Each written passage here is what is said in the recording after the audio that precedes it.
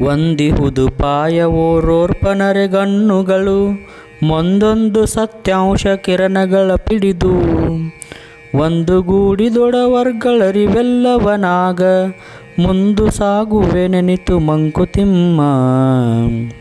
ವಂದಿಹುದು ಪಾಯವೋರೋರ್ಪನರೆಗಣ್ಣುಗಳು ಒಂದೊಂದು ಸತ್ಯಾಂಶ ಕಿರಣಗಳ ಪಿಡಿದು ಒಂದುಗೂಡಿದೊಡವರ್ಗಳರಿವೆಲ್ಲವನಾಗ ಮುಂದು ಸಾಗು ಮಂಕುತಿಮ್ಮ.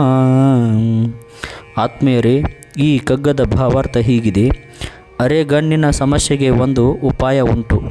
ಪ್ರತಿಯೊಬ್ಬರ ಅರೆಗಣ್ಣಿನಿಂದ ಒಂದೊಂದು ಸತ್ಯಾಂಶಗಳ ಕಿರಣಗಳನ್ನು ಪಡೆದು ಅವುಗಳ ಅರಿವನ್ನೆಲ್ಲ ಒಟ್ಟುಗೂಡಿಸಿದಾಗ ನಾವು ಮುಂದೆ ಸಾಗುತ್ತೇವೆ. ಎಂತಹ ಸುಂದರವಾದ ಪರಿಹಾರವನ್ನು ಕಗ್ಗ ನೋಡುತ್ತದೆ. ನಮಗೆ ಅರೆಗಣ್ಣು ನಿಜ, ಅದು ಪರಿಪೂರ್ಣ ದೃಷ್ಟಿಯಾಗುವುದು ಬಹುತೇಕ ಜನರಿಗೆ ಸಾಧ್ಯವಿಲ್ಲ. ಆದ್ದರಿಂದ ಪ್ರತಿಯೊಬ್ಬರ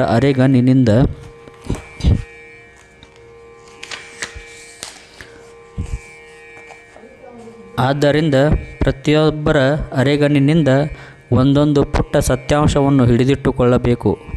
ಆ ಎಲ್ಲ ಸತ್ಯಾಂಶಗಳನ್ನು ಒಟ್ಟುಗೂಡಿಸಿದಾಗ ಅಲ್ಲಿ ಬರುವ ಅರಿವಿನ ಮೊತ್ತ ನಮ್ಮ ಮನುಷ್ಯ ಸಮಾಜವನ್ನು ಪ್ರಗತಿಯತ್ತ ನಡೆಸುತ್ತದೆ. ದಯವಿಟ್ಟು ಗಮನಿಸಿ, ಇದುವರೆಗೂ ಪ್ರಪಂಚ ನಡೆದು ಬಂದದ್ದೇ ಹಾಗೆ.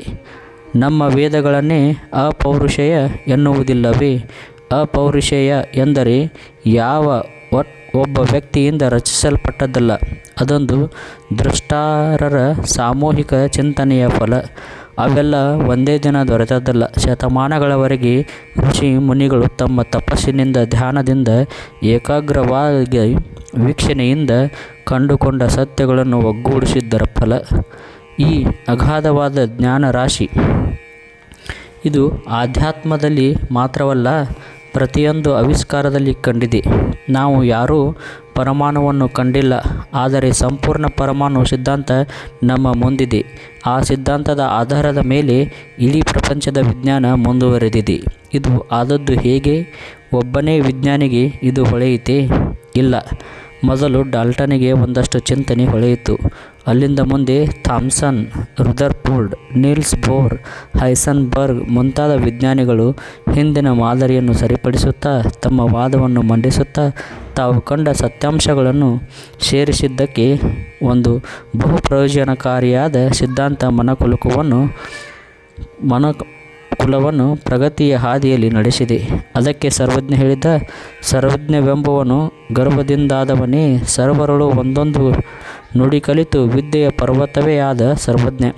ಹೇಗೆ ಸರ್ವಜ್ಞನು ಒಬ್ಬೊಬ್ಬರಿಂದ ಒಂದು ನುಡಿ ಕಲಿತು ವಿದ್ಯೆಯ ಪರ್ವತವೇ ಆದನೋ, ಹಾಗೆಯೇ ಪ್ರತಿಯೊಂದು ಜೀವಿ ತನ್ನದು ಅರಗಣ್ಣೇ ಆದರೂ ತಾನು ಕೂಡ ಸತ್ಯದ ಒಂದು ಅಂಶವನ್ನು ಹಿಡಿದುಕೊಂಡರೆ ಸಾಕು, ಅದು ನಂತರ ಒಂದೆಡೆ ಸೇರಿ ಅರಿವಿನ ಪರ್ವತವೇ ಆಗುತ್ತದೆ, ಮನುಕುಲವನ್ನು ಮುನ್ನಡೆಸುತ್ತದೆ ಎನ್ನುತ್ತಾರೆ ಡಿ.ವಿ.ಜಿಯವರು.